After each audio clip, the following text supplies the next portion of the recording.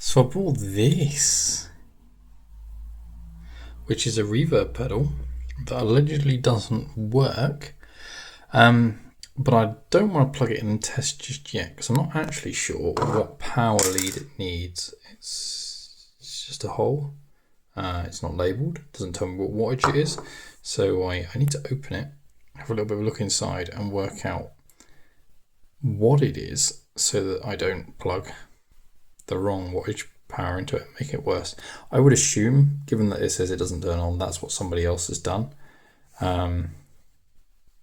So God knows what's broken on it, but we will soon find out.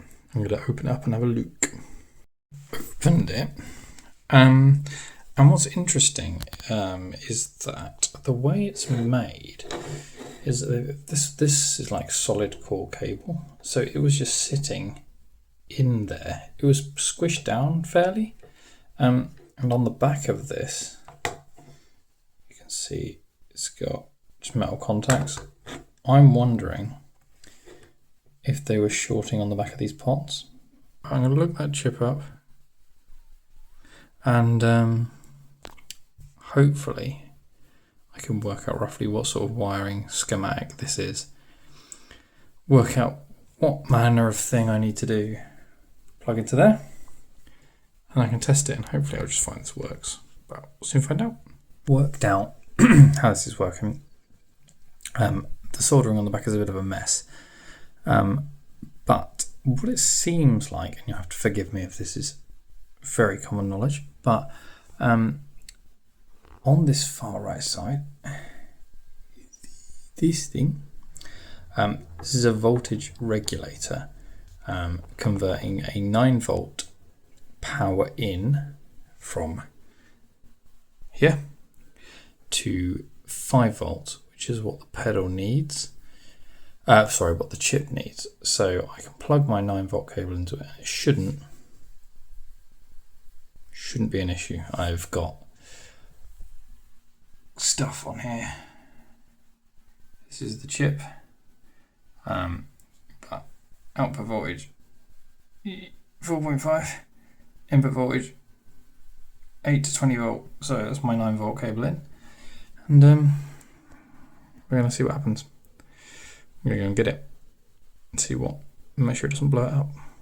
So since I last looked at this, I have bought one of these, and this is a polarity changer because I got to thinking about this pedal and I had a little bit of a look at all the wiring on it, and I'm pretty confident it's reverse polarity. Well, it turns out fucking stinks in there because it wasn't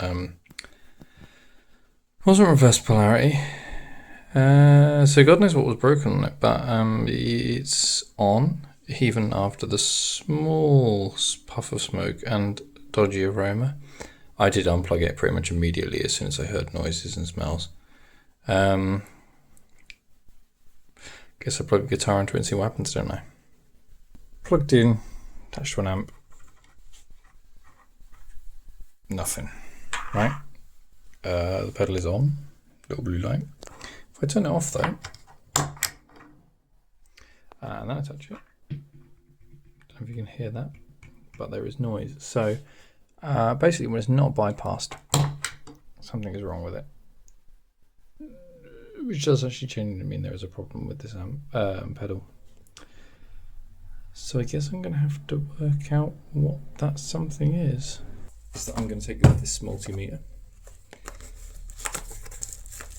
I'm going to flip this board upside down and I am going to continuity test both legs of every capacitor. Basically, if there's no short across the capacitor, that's not too bad. Yeah, there's definitely a short across those two pins. Do a little Sharpie dot on the top of him, so I think he is likely to be the problem.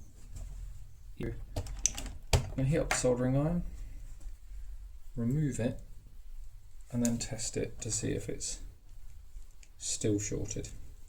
And if it is, then, well, happy days actually. I'm quite pleased if it is. It's taken all of my one brain cell to make sure I got the right one, desoldered the right bits and bobs. So this is the one with the black dot on the top of it. Ooh, focus on me. Ooh. This is the one with the black dot on top of it. So I'm going to set the multimeter back up, and I have a short across the capacitor. I have to assume that this is broken, caused by either me or the previous guy, possibly both, in all honesty, plugging it in backwards. Now I saw the magic puff of smoke, which makes me think that I killed a capacitor, or contributed to the death of a capacitor. I'll wire it into the circuit, turn it on. It's not inverse polarity, so not break it again. And I hope it fixes it, I guess. It's literally been probably about a month. I've been working on other bits, which actually you can see in the background. So there's a little spoiler, depending on which thing I finish first. If we're lucky, this will be done tonight, and I can edit it out tomorrow. But I have capacitors. What I've realised though, in the process of doing this, is that actually I got this, which I know it's not a wiring diagram, it's just a clusterfuck. But what I haven't written down on this is which orientation the capacitor is in. So it's a good thing I filmed this, because I've gone back through, watched the footage, and found out it was that way around. So I'm now going to solder that in place once the soldering iron is heated up.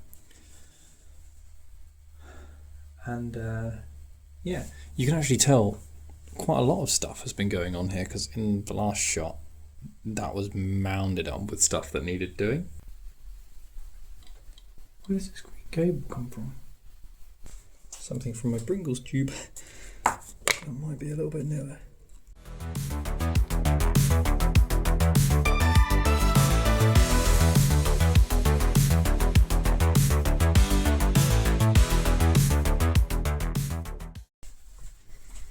Just a blank cable into this, into a Danelectro bacon and eggs.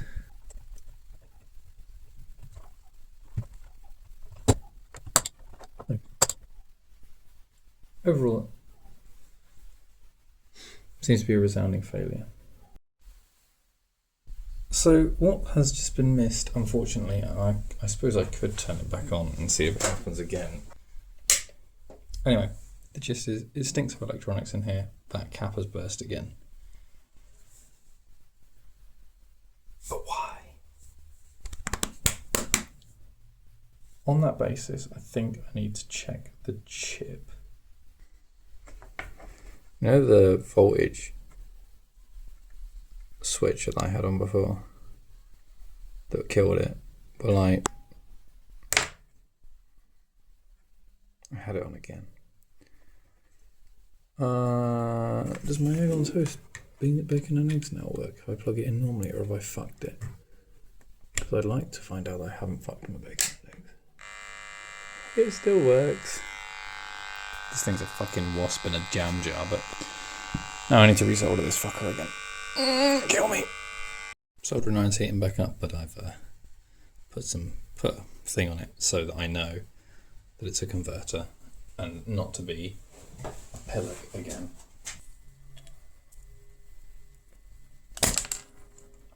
Gotcha. We've got a green light. I'm not seeing any smoke. I plug in the jam jar.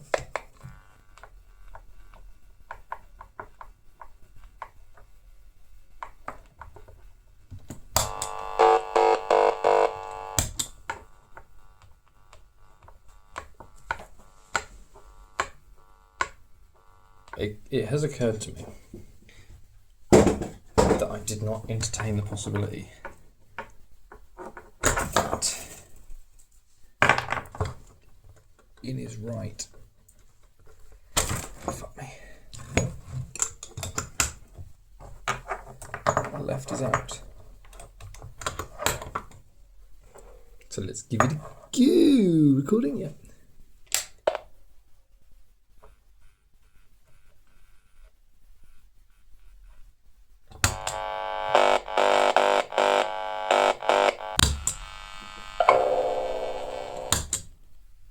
Nothing, right? Oh.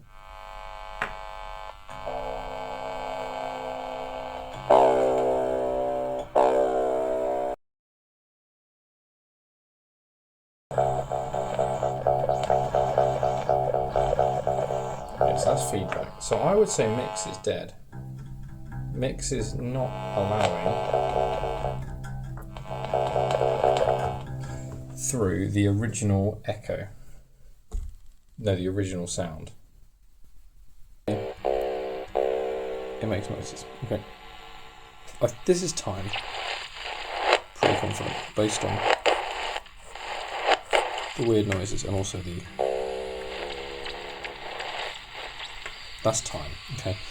That leaves me feedback and mix. It would make sense that this is mix and that my original signal just isn't coming through, right? But I don't think that's the case. I think this is the feedback pot, and I think this is meant to be mix. Okay. And the reason I say that is that signal is going down that centre black. So it comes in this side. Let's go down this. Jesus, let's turn that off. Let's go down this live pin, which you can't really tell very well. Line things up like white. It comes down here to this one and it gets moved across to here. When the switch is on, that bridges the pin over to black. Black goes through here. You've got black coming in there, right? Now, black goes across there over this little jump too. Now, it's also the cap here leading to over here. This is one of the in pins. So I think this is where the process signal is going. And I think what's meant to be happening is that my thing comes out of the resistor into this pot. Now it makes sense that this pot is my mix, okay? Because green goes onto the edge and white is going directly to the ground rail. So if I've got it turned all the way down, it sends the signal down white, grounds it, I lose my original signal to ground, okay? Turn it all the way up, the signal's going to green, it gets reintroduced later on. Now I think this is the feedback pot, this one here, the one that's broken. But either way, what seems to be happening is I get the process signal, I'm not getting the original signal. So as a reverb, it doesn't really do what it's supposed to do. I just don't really get it. I get that this bit is the power for it, my electrolytic capacitors up here. Now, in theory, these are ceramics and therefore are not polarized. Same with all those and the resistors. I think effectively a lot of these are filters. I don't know. Either way, I'm convinced my problem isn't on the switch, because my initial thought was, why does the filtered power need to go through the pedal at all? The unfiltered signal needs to go through the pedal at all, because surely I always want that. But I guess if you don't do that, the path of least resistance will always be to just subvert the circuitry on the pedal entirely. I'm no electronics genius. I'm going to go away and do some research, but at this point I'm going to have to say that I can't fix this because I don't know enough about it. And also I don't know what it was supposed to do in the first place. This is all purely speculation.